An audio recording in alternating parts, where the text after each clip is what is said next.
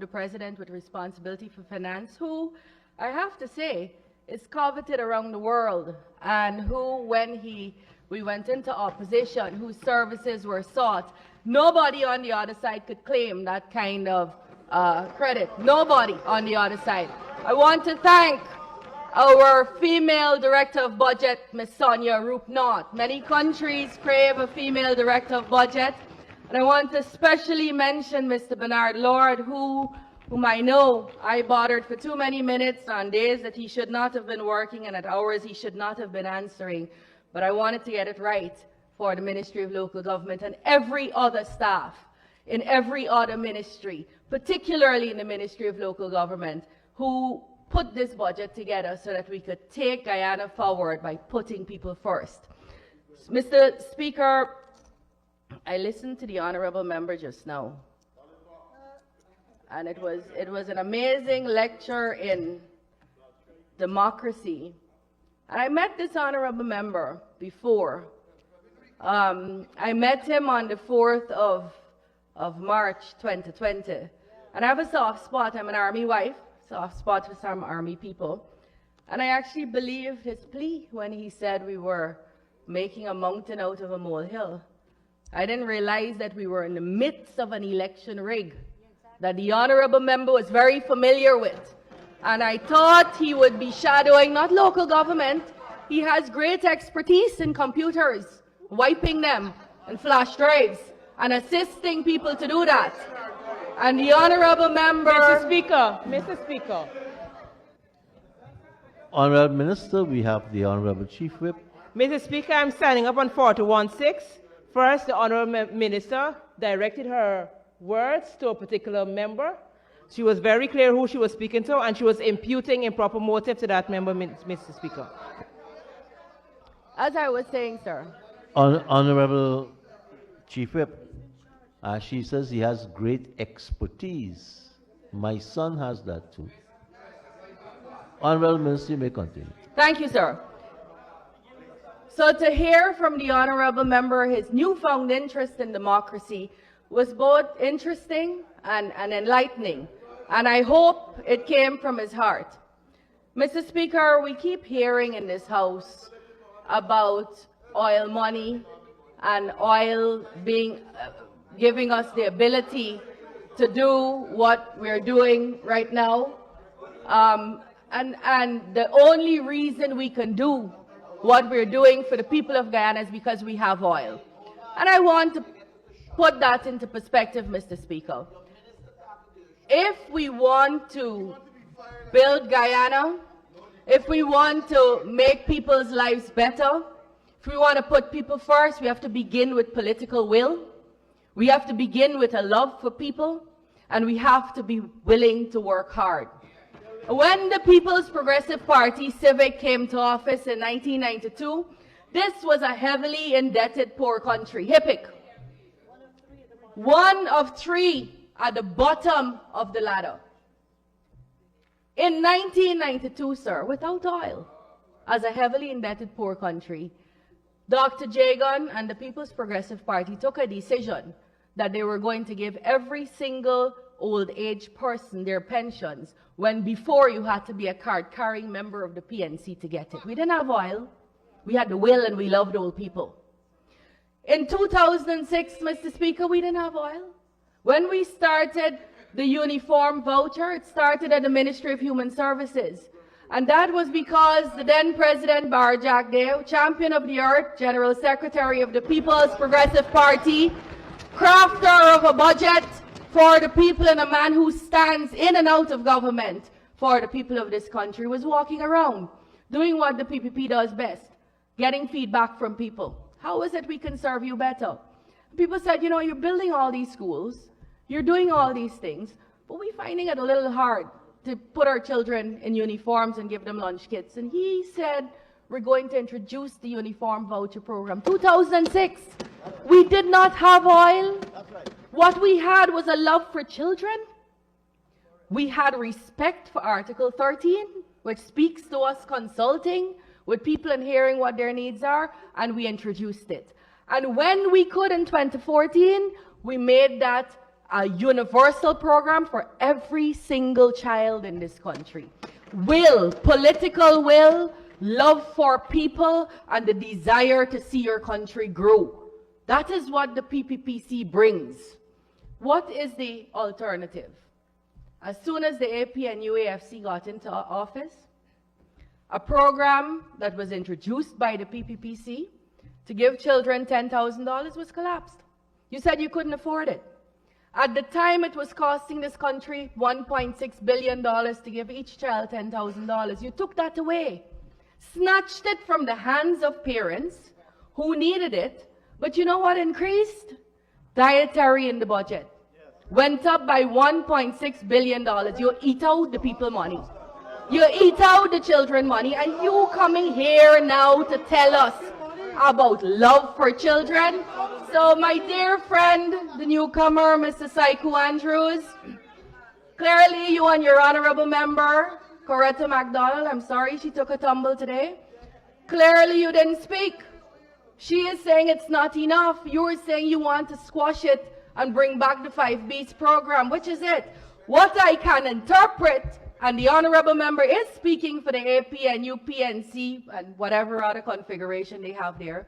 What he says is that the 5B program was superior. So what I want the parents of this country to know is that if the PNC ever got their hands on power again, they are taking away your Because We Care cash grant.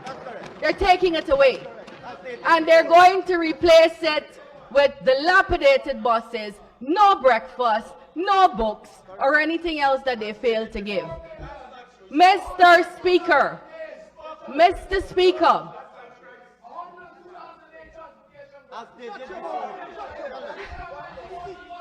so sir, this political party, the People's Progressive Party, stop the cackling, man. Stop the cackling. The People's Progressive Party has consistently shown, in or out of government, with or without oil, that it is the only party that will look after children, that will look after women, that will look after our Amerindian brothers and sisters, that will look after our farmers, that will look after our businessmen, that will look after our service people, that will look out for teachers, that will build schools and roads and hospitals. It is the People's Progressive Party Civic that has consistently shown that kind of pro-poor, pro-development approach to governance in the country. And so, Mr. Speaker, we come to a point where we ask, what is it, sir, that people want? What is it people want? People in this country have said to us what they want. They want, Mr. Speaker, the people of Guyana had a great opportunity on the 1st of September to speak through their vote. They got a chance to say, study the various plans and manifestos and promises and records, because records matter. Because records matter. They breed trust or mistrust. And on the 1st of September, the people of Guyana spoke resoundingly. And they said they want the People's Progressive Party Civic to govern this country for the next 5 years in partnership with them. But equally and conversely, they said who they did not want. They said who they did not want. They decimated the APNU-AFC.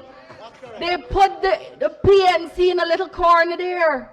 Oh, how I miss the days of Winston Murray and Robert Corbyn and Deborah Baca. This has become a shell of a great party where it appears that you could pay to play.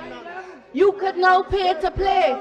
And that's not to say all of its members are without value. They have one of the country's best history teachers in its seats. And I hope, sir, I hope that you don't get contaminated by this bunch. Shadow of a shadow. And they spoke to the WIN. And they said to them, we don't want you in government because they may well have looked at you. And what they saw was a collection of hurt people. A collection of hurt people. No ideology attending to this collection. No, what is your ideology? Oh man, stop. Stop. What is the ideology guiding these people? One was indicted, running from the charges, decided he's going to drag some people with him. 3 at the front were never going to get seats under the Aubrey Norton leadership of the PNC. They disaffected over here.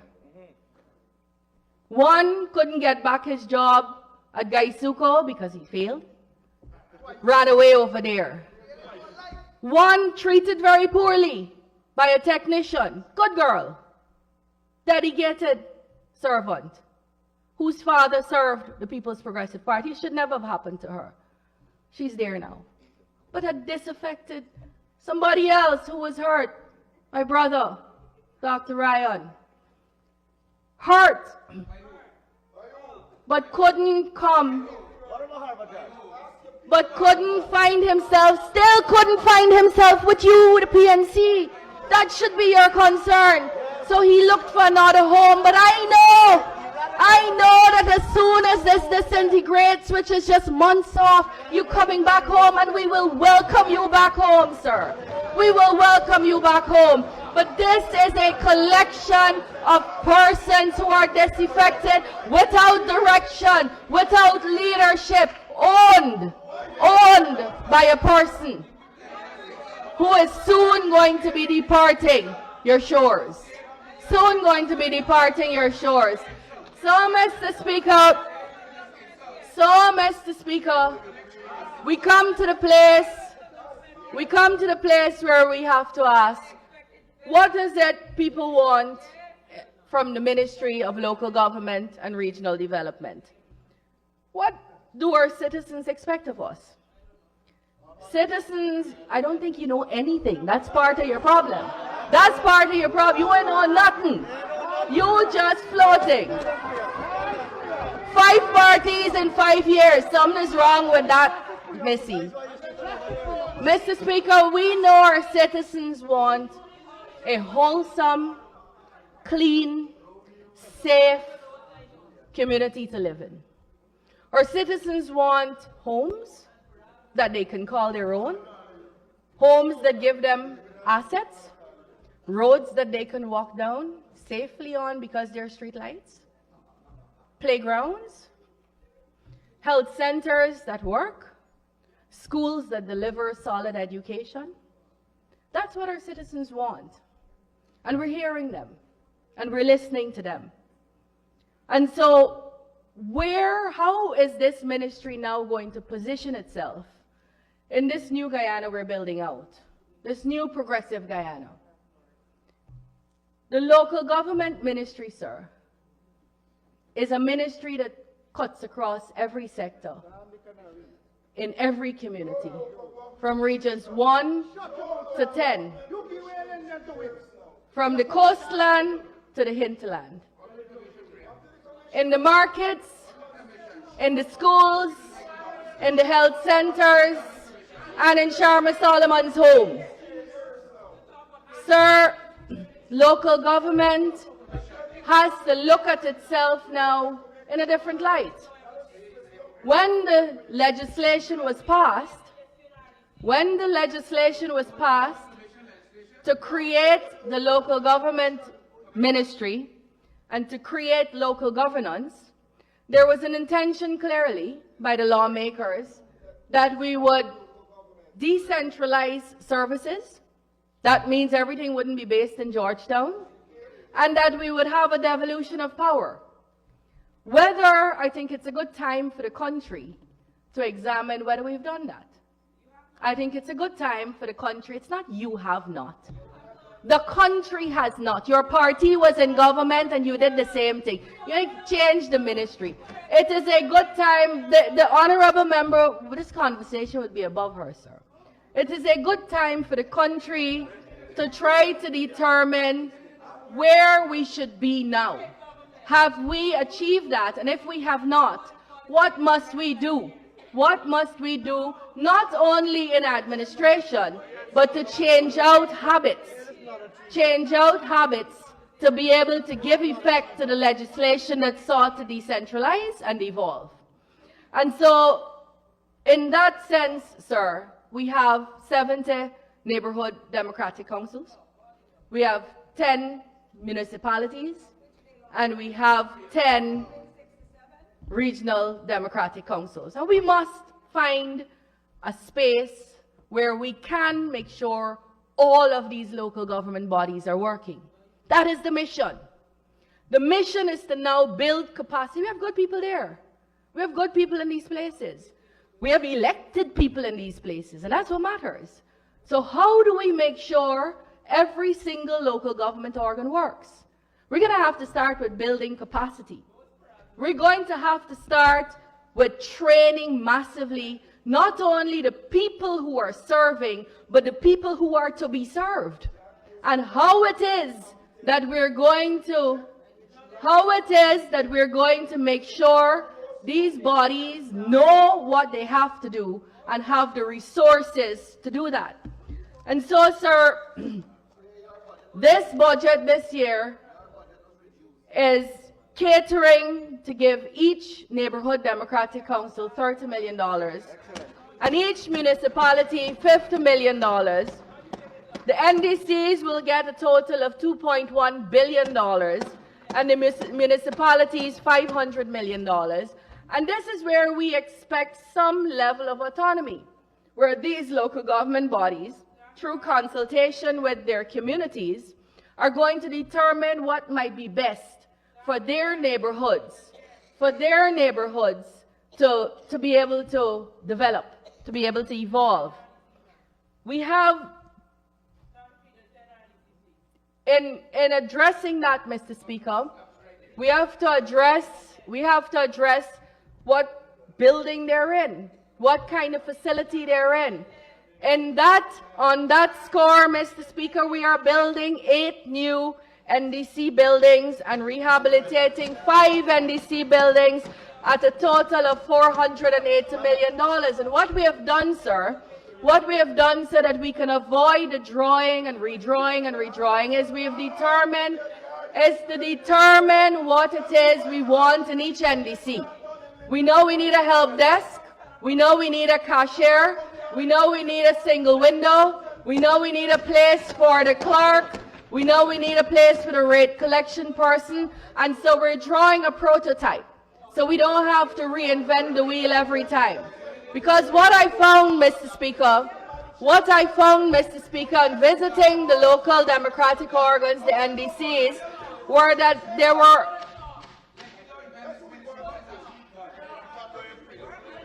Mr. Speaker, the old adage of empty barrels make the most noise. You all sound like you're rolling down the road. Clatang, clatang, clatang. So we are moving forward, Mr. Speaker, so that we could have 70 buildings that can accommodate the kind of service we want to deliver. 70 municipalities this year, sir. We're spending $150 million on building the Rose Hall Municipality, Madja Town Council, New Amsterdam Town Council. You can find nothing good with building back these town councils. Mr. Speaker, so this would be the beginning of relooking at all the great work done by the various ministers that came before me, the various governments that came before me.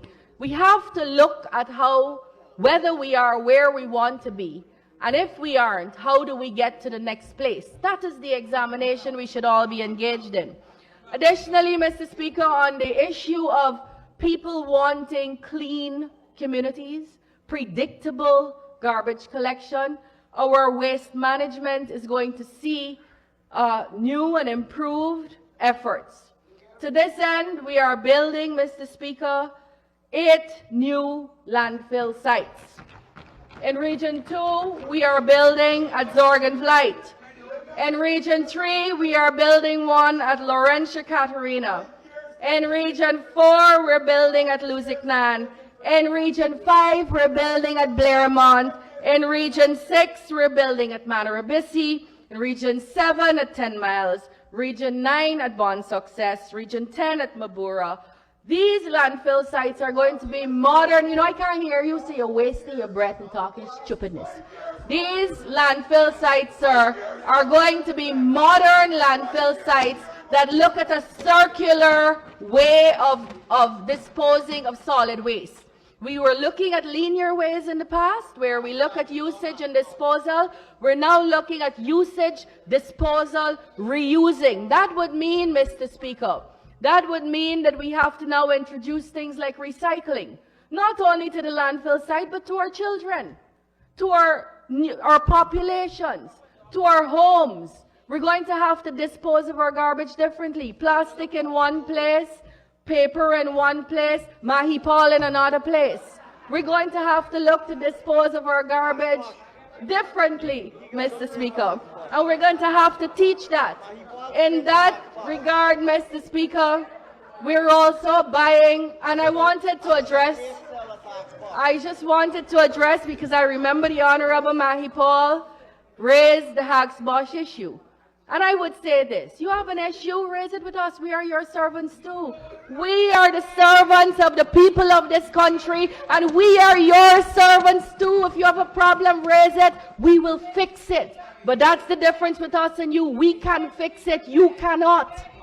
Mr. Speaker, at Haggs-Bosch, we were getting a distinct communities like Eccles, Windsor Estates, Providence, Prospect, were complaining of a distinct foul scent. Those communities will tell you now that they don't get that scent because we spent a large amount of time covering the garbage. What the honorable member is now smelling is the highway, and that is because it is a design issue. The landfill site is 200 feet away from the highway, and what you're smelling is fresh garbage, but it is not reaching residents. The experts in the ministry, the public servants you say you love, are currently examining a solution for it. But what we can guarantee you is that you may get a solution from us, you would not get a solution from you, because we didn't get one from you for the 5 years that you were in office. Mr. Speaker, in addition to that, every single NDC, every single municipality is going to get a garbage truck, the compactor truck that you know picks up garbage. That will be a first for this country. Every single NDC, every single municipality is going to get a garbage compactor truck. At least one. But some will get 2. I never fail, baby. Honorable baby.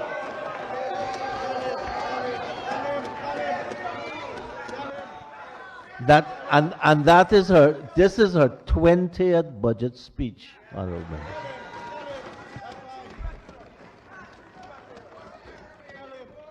Additionally, sir,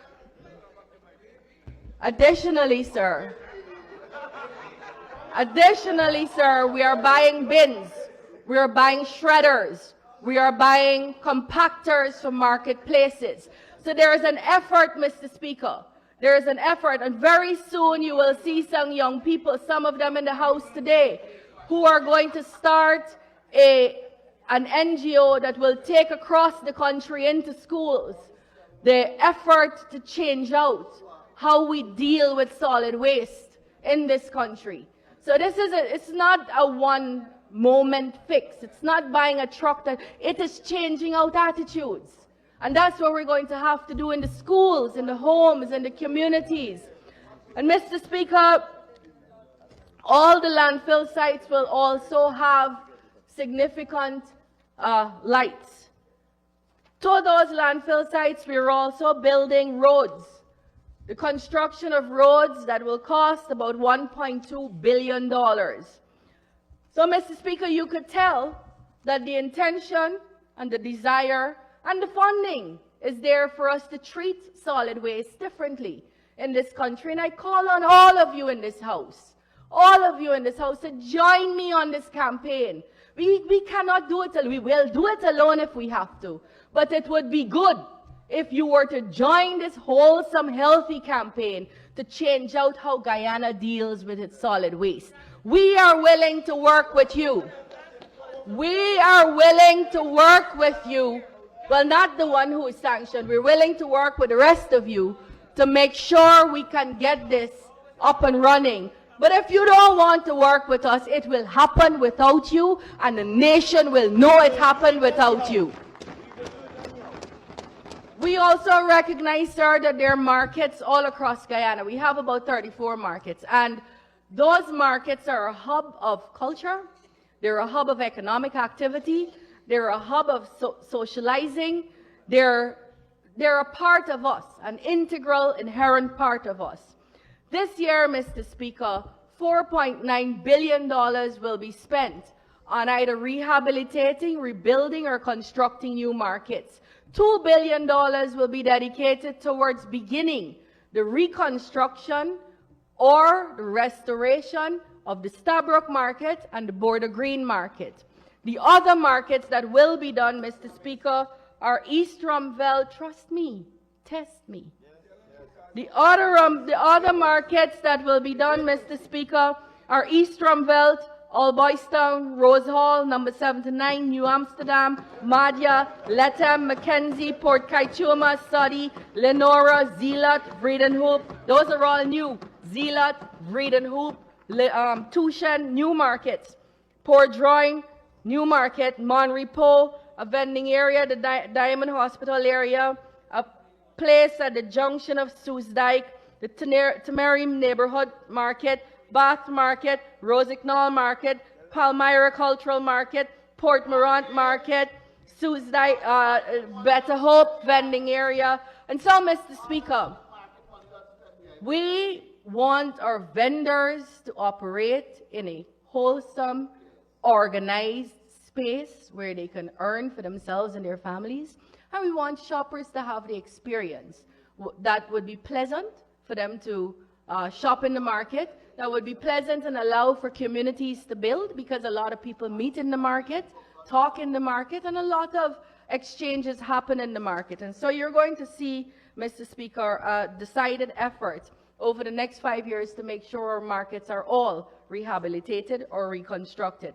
We're also looking specifically at green spaces or public spaces where people can exercise, where children can play, where there can be a safe communion of persons in their various neighborhoods. I just walked East Rumveld. East Rumveld is on the list to be fixed. Where my learned friend is from, Keoma Griffith. I just walked North Rumveld, where we saw spaces. I now have a new bucket list item. I don't even know if it's legal, but it's to swim in the blackout. And Mr. Speaker, it's interesting. You go into those communities and you're walking on concreted roads and you're watching beautiful homes and you're watching people coming home from work and you're watching neighborhoods thrive. And we know that we can work with these neighborhoods to make sure they're better than they currently are. And so you're going to see from us in excess of 20 new recreational spaces. The Ministry of Housing is doing 14 more. And so across the country, Mr. Speaker, you are going to see. This fella is so pessimistic. Very pessimistic, big man. Mr. Speaker, we are beautifying public spaces also. The First Lady's office has done some amazing work on public spaces that allow all of us to enjoy it, including the honorable member. We see what the seawall looks like. We see what 63 Beach is going to look like. The Diamond community now has a beautified space done by the First Lady. Mr. Speaker, the member must have missed when I said we're coming to do the Mackenzie Market. He missed that? Or he was bellowing too loudly? This narrative. So I want to address this narrative, what we are currently doing. So let me clarify that. Perhaps I wasn't articulate enough. We are asking NDCs. You're one of the pay-to-play people that dispensed of Annette Ferguson, a hard worker. We don't know you. The people don't know you. They know Annette Ferguson. What are you doing in her seat? No, I know about you. And it's not good things. Mr. Speaker, the narrative I heard from two honorable members of this House. And I think it's a sexy narrative. It probably sells in your community, but it's going to be dismantled. That nothing happens in Region 10. I heard that from the Honorable Sharma Solomon. I heard it from my honorable friend, Dr. Ryan, behind Mr. Harbour. I can't see his last name. I heard it. Region 10, Linden, he said they need trained teachers. Linden has 120% trained teachers. But I am acknowledging here that the riverine communities don't have trained teachers because the teachers do not want to go. Part of the reason is because they don't have housing. So we have to fix that. We have to get housing there so that the teachers can go in. But to say that Region 10 doesn't have trained teachers, do you need a vomit bag? Mr. Speaker, to say that we aren't interested in education, 4 new secondary schools are going up in Region 10, one at the cost of $2.6 billion. One at the cost of 2.6, thank you, sir. One at the cost of $2.6 billion. One at Wairuni, one at Hururu. Mr. Speaker, I want to, because I have 5 minutes,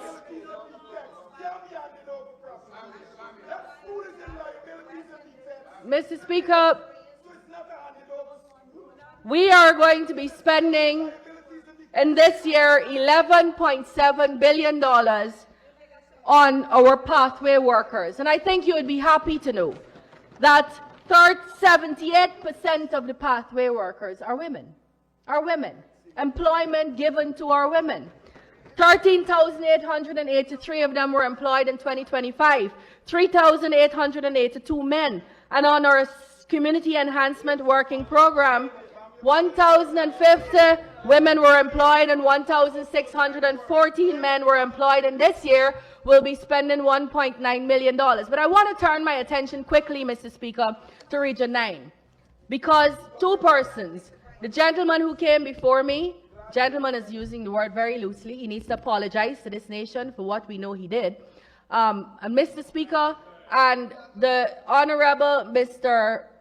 Dion LaCruz, whose presentation I enjoyed. It was very spirited, and you could see that he has a heart for service. He's with the wrong people, but he'll get that over soon. He'll be over here shortly.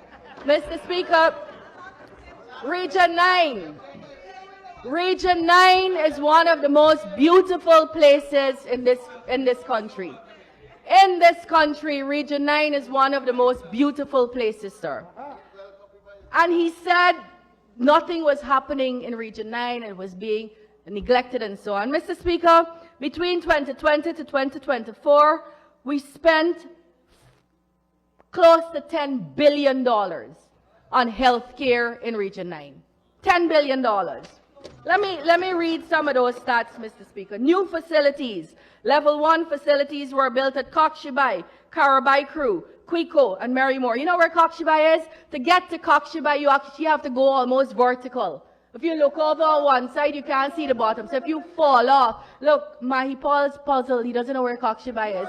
David Hines has no clue where that is. It's in Region 9, sir. It's in Region 9. You got to go and visit people. New facilities, level 2, upgraded.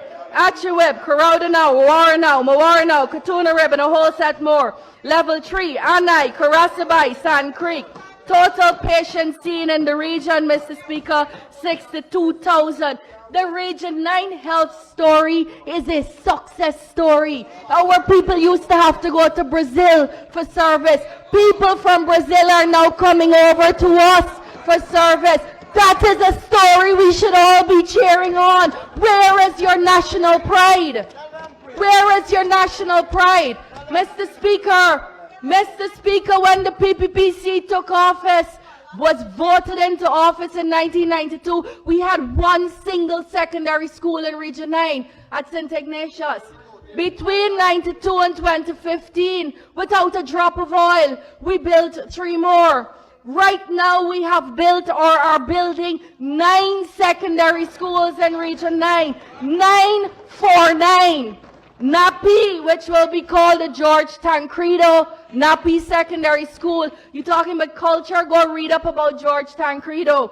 Mawaranow, Corrowdenau, Masara, Tapachinga, Karasabai, Shulinab, Katoka, and Yupakari. Now, is it true that they are taking longer than we want? Of course. We would tell you that. But what happens, sir? We go to public bid.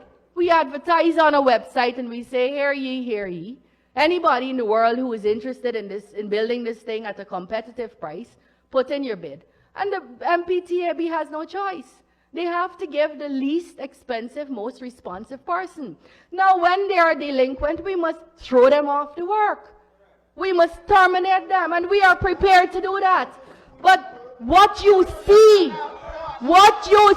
in the steel and concrete, albeit delayed, what you see is a desire by the People's Progressive Party Civic to make sure the overcrowding at St. Ignatius stops. That's what you see. How many did the APNU build when they were in office for 5 years? The APNU of AFC failed to start and finish even a single secondary school anywhere in this country. Test me on that. Test me on that. Anywhere in the country. So, Mr. Speaker, what we know we have. Teachers in Massicanari. Look at them. They don't know where Massicanari is. They have no clue. These are clueless. These sleeping. Massicanari is the last village at the bottom of the map. It's also referred to as Guns. We just graduated 7 teachers from the CPC, our only training college in this country. We have, Mr. Speaker, training sites all over Region 9. So much so that we have 98% of our teachers in Region 9 trained or in training. Mr. Speaker, I will say this. In conclusion, to the people of Guyana, you have chosen well. You have chosen well in the PPPC in Dr. Irfan Ali as your president. This is a party that will deliver on our manifesto. Our manifesto. Mr. Speaker, we will deliver on our promises. And it is only our promises we can deliver on, not their promises, because their promises were fanciful and would bankrupt this country. If they want their promises delivered, they'd have to be able to convince the people of Guyana to come here, and they can't do that because they can't win the confidence of the people of Guyana. We promise you, and we commit to you, that we are your servants. We will work hard every day to deliver. And where we falter, we are willing to correct ourselves and serve the people of this country, whether they be Hindu, Muslim, Christian, non-religious, Rasta, whether they be Afro-Guyanese, Indo-Guyanese, Amerindian Guyanese, or any other ethnicity, whether they're Portuguese, whether they're from the coast or the hinterland or the riverine, whether they're male or female or doesn't identify as either. Whatever you are, wherever you are, however you voted, we are your servants, and the PPPC is your government. I thank you, sir. Thank you, Minister, on that 20th budget presentation also. Honorable members, from QC we also had Zara Locke. Zara. Honorable members, we will return at 6:30 promptly. We now take the suspension.